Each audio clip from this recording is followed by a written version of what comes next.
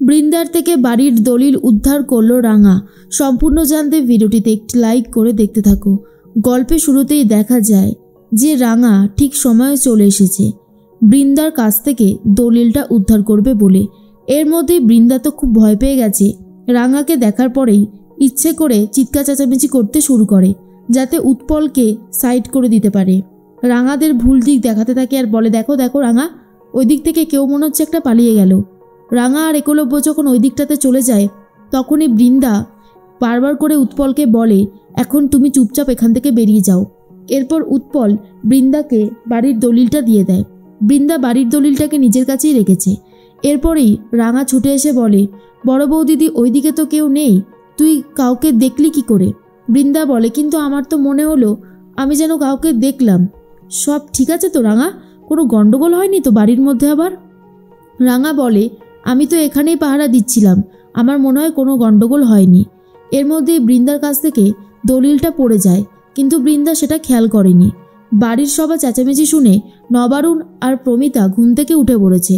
কিন্তু নবারুণ তখন বলে, কিছুতেই আমার ঘুমটা কাটছে না, কেন যে এরকম হচ্ছে বুঝতে পারছি না, আমার তো এরকম হয় না। প্রমিতা তখন বলে, এটা আমার সাথেও হচ্ছে, আমারও ঘুমের ঝোঁকটা কাটছেই না।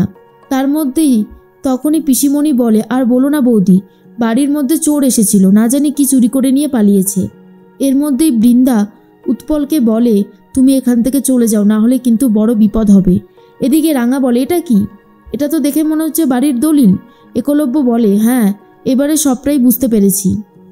তার মধ্যেই সাত্তকী বলে, রাঙা এই বাড়িতে এসেছে, আবার কোনো একটা গন্ডগোল করবে বলেই ও এই বাড়িতে এসেছে। ওকে বারবার করে বারণ করা হলেও তা সত্ত্বেও ও কোনো কথা শুনল না। কেন যে ও এরকমটা করছে? নবারুণ তখন বলে, রাঙা এসেছে এই বাড়িতে, তাহলে আজকে রাতটা রাঙা এখানেই থাক। এর মধ্যে বৃন্দা তখন বলে, আমি একটা কথা বুঝতে পারছি না, চোর এখান থেকে কি নিয়ে চলে গেল? রাঙা বলে, এই যে বাড়ির দলিল নিয়ে যেতে চেয়েছিল কিন্তু পারেনি। বৃন্দা বলে, যা, শেষ পর্যন্ত রাঙার হাতেই দলিলটাকে পড়তে হলো। কোনোভাবেই মনে হচ্ছে এবারে আর দলিলটা হাতে পাবো না। যাও বা একটা আশা ছিল, সব আশা একেবারে ভেস্তে গেল। সাত্তকী তখন বলে, কি হবে তাহলে এখন? আমি খুব ভালো মতন বুঝতে পারছি বাড়িতে চোর এসেছিল নাকি চোর রয়েছে সেটাও একটা দেখার বিষয়। পাঞ্চালী তখন বলে, তুই কি বলতে চাইছিস?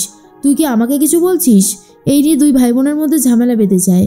নবারুণ তখন বলে, দয়া করে তোরা চুপ কর, আর এই ঝামেলাটা করিস না, আমার একদমই ভালো লাগছে না। কেন বারবার এই ঝামেলাগুলো করিস তোরা? প্রমিতা বলে, রাঙা, তুই যখন এসেইছিস তুই আজকে রাতটা এই বাড়িতে থেকেই যা। কিন্তু রাঙামতি একদমই থাকতে চায় না।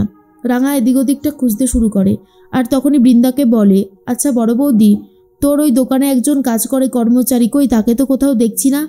তখনই বৃন্দা বলে, ঘুমোচ্ছে তো, ঘরে ঘুমোচ্ছে। রাঙা দেখতে যায় আর গিয়ে দেখে সত্যি ঘুমাচ্ছে। উৎপল তখন বলে, কি হয়েছে, কিছু বলবেন? রাঙা বলে, তোর পায়ে এইভাবে কেটে গেল কি করে? তখনই সেই উৎপল বলে, ওই এমনি কেটে গেছে। কিন্তু রাঙা বুঝতে পারে রাঙা তীর ধনুক দিয়ে কিছু একটা করেছিল আর তখনই পায়ে লেগে গেছে। বৃন্দা বলে, এই মেয়েটা এই বাড়িতে থাকলে আমার পক্ষে কোনো কিছুই উদ্ধার করা সম্ভব নয়। একলব্য বলে, কি হলো রাঙা, তুমি কি সত্যি চলে যাবে? রাঙা তখন বলে, হ্যাঁ উড়ানবাবু, আমি এখানে থাকতে পারবো না, আমাকে এক্ষুনি যেতে হবে।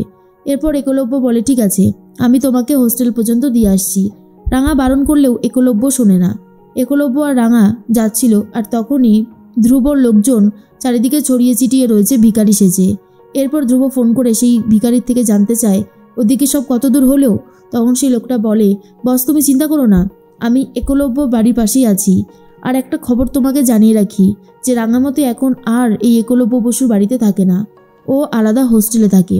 ধ্রুব তখন বলে, বাহ, এটা তো দারুণ একটা খবর, এই খবরটাকেই কাজে লাগাতে হবে। রাঙাকে তো আমি ছাড়বই না, ওর জন্যই আমার এই অবস্থা হয়েছিল, ওকে আমি উচিত শিক্ষা দিয়ে তবেই ছাড়ব। এদিকে বৃন্দা উৎপলকে বলে, একটা কাজও তুমি করতে পারো না? ভেবেছিলাম বাড়ির দলিলটা উদ্ধার করা হয়ে গেছে তখন সব কাজ ভালোই ভালোই হয়ে যাবে, কিন্তু না, কোনোভাবেই আর কিছু হলো না, সবটাই হাতের বাইরে থেকে চলে গেল। আর ঠিক তখনই উৎপল বলে, আমি তো চেষ্টা করেছিলাম, কিন্তু শেষ পর্যন্ত এরকম হবে এটা কি করে বুঝবো? রাঙা তখন বলে, আমি বলছিলাম কি উড়ানবাবু, তুই চলে যা, আমি এটুকু যেতে পারবো। কিন্তু রাঙার ভালোর কথা ভেবে কোনোভাবে একলব্য যায় না আর বলে, আমি কোথাও যাব না, আমি এখানেই থাকবো, আর তার থেকেও বড় কথা, তোমাকে দিয়ে এসে আমি ফিরে আসবো। রাঙা তখন আর কিছু বলতে পারছে না।